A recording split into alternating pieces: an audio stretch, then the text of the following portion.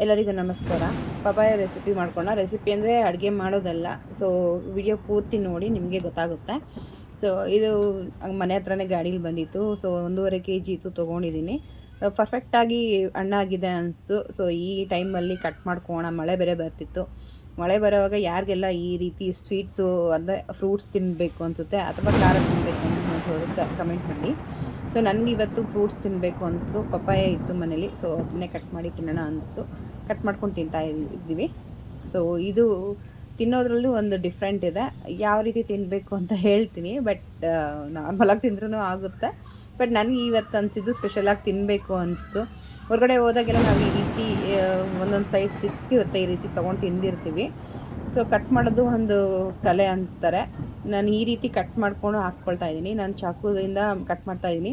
ಸಿಪ್ಪೆ ತೆಗಿಯೋದ್ರಲ್ಲೂ ತೆಗಿಬೋದು. ಅದು ಒಂದೇ ಲೇಯರ್ ಬರುತ್ತೆ, ಅದಕ್ಕೆ ಆಗ ಕಹಿ ಬರುತ್ತೆ. ಸೊ ಈ ರೀತಿ ಕಟ್ ಮಾಡ್ಕೊಳ್ಳಿ. ಒಳ್ಳೆ ವೈಟ್ ಬೀಜ ಕಾಣಿಸ್ತಾ ಇದೆ. ಚೆನ್ನಾಗಿರುತ್ತೋ ಇಲ್ವೋ ಏನೋ ಗೊತ್ತಿಲ್ಲ. ಬಟ್ ನಾನು ಈ ರೀತಿ ವೈಟ್ ಬೀಜ ಇದ್ದದ್ದು ಯಾವತ್ತೂ ತಿಂದಿಲ್ಲ. ಫಸ್ಟ್ ಟೈಮ್ ಕಟ್ ಮಾಡಿದ್ದೀನಿ ಈ ರೀತಿ. ಯಾವಾಗಲೂ ಬ್ಲ್ಯಾಕ್ ಕಲರ್ ಬೀಜ ಸಿಕ್ತಿತ್ತು. ಸೊ ಹಣ್ಣಾಗಿದೆಯಲ್ವ, ನೋಡೋಣ ಟೇಸ್ಟಿ ಹೇಗಿರುತ್ತೋ ಫೈನಲಾಗಿ.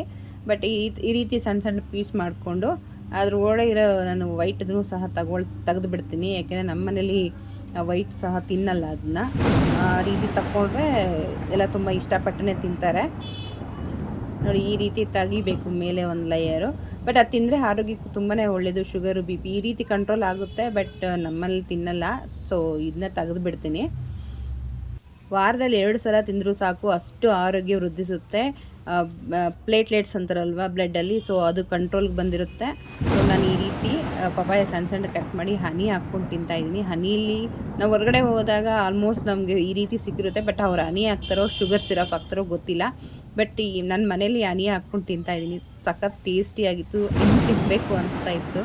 ಬಟ್ ಅಷ್ಟು ಚೆನ್ನಾಗಿರುತ್ತೆ. ಮಿಸ್ ಮಾಡಿದೆ. ನೀವು ಒಂದ್ಸಲ ಟ್ರೈ ಮಾಡಿ ಈ ರೀತಿ ಹನಿ ಹಾಕ್ಕೊಂಡು ತಿನ್ನೋದು ಪಪಾಯಾಗೆ.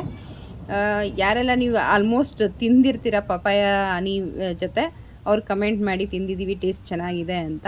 ಇಲ್ಲ ಅಂದವರು ಹೊಸಬ್ರು ಟ್ರೈ ಮಾಡಿ. ಬಟ್ ಚೆನ್ನಾಗಿದೆ, ನನಗಂತೂ ಚೆನ್ನಾಗಿ ಅನ್ನಿಸ್ತು. ಡಯಾಬಿಟಿಸ್ ಇರೋರು ಹನಿ ಹಾಕ್ಕೊಂಡು ತಿನ್ನೋದು ಬೇಡ. ಅವರು ಚಾಟ್ ಮಸಾಲ ಬರುತ್ತಲ್ವ, ಚಾಟ್ ಮಸಾಲ ಅಥವಾ ಪೆಪ್ಪರ್ ಪೌಡ್ರು, ಸಾಲ್ಟ್ ಹಾಕ್ಕೊಂಡು ತಿನ್ನಿ. ಅವ್ರಿಗೂ ಒಳ್ಳೆಯದೇ ತಿಂದರೆ ಪಪಾಯ. ವಾರಕ್ಕೊಮ್ಮೆ ತಿಂದರೆ ಏನೂ ಆಗೋಲ್ಲ. ಸೊ ನಾರ್ಮಲ್ ಪೀಪಲ್ಸ್ ಈ ರೀತಿ ಚಿಕ್ಕ ಮಕ್ಕಳು ಅಥವಾ ಪಪ್ಪಾಯ ತಿನ್ನೋದೇ ಇಲ್ಲ ಅನ್ನೋರಿಗೆ ಈ ರೀತಿ ಮಾಡ್ಕೊಡಿ. ಮತ್ತೆ ಮತ್ತೆ ಕೇಳಿ ಅವರೇ ಕಟ್ ಮಾಡಿಸ್ಕೊಂಡು ತಿಂತಾರೆ. ಅಷ್ಟು ಚೆನ್ನಾಗಿರುತ್ತೆ. ಡಯಟ್ ಮಾಡೋರು, ಸಣ್ಣ ಆಗಬೇಕು ಅನ್ನೋರು ಈ ರೀತಿ ಒಂದು ಪ್ಲೇಟು ರಾತ್ರಿಯಲ್ಲಿ ತಿಂದು ಮಲಗಿದ್ರೆ ಚೆನ್ನಾಗಿ ನಿದ್ದೆನೂ ಸಹ ಬರುತ್ತೆ. ಆರೋಗ್ಯಕ್ಕೂ ಒಳ್ಳೆಯದು. ತುಂಬ ವೆಯ್ಟ್ ಲಾಸ್ ಬೇಗ ಆಗುತ್ತೆ. ಈ ವಿಡಿಯೋ ಇಷ್ಟ ಆಗಿದೆ ಅಂತ ತಿಳ್ಕೊಳ್ತಾ ಹೊಸ ರೆಸಿಪಿಯೊಂದಿಗೆ ಮತ್ತೆ ಸಿಗೋಣ. ಅಲ್ಲಿ ತನಕ ಟೇಕ್ ಕೇರ್. ಬಾಯ್. ನಿಮ್ಮ ದಿನ ಶುಭವಾಗಿರಲಿ.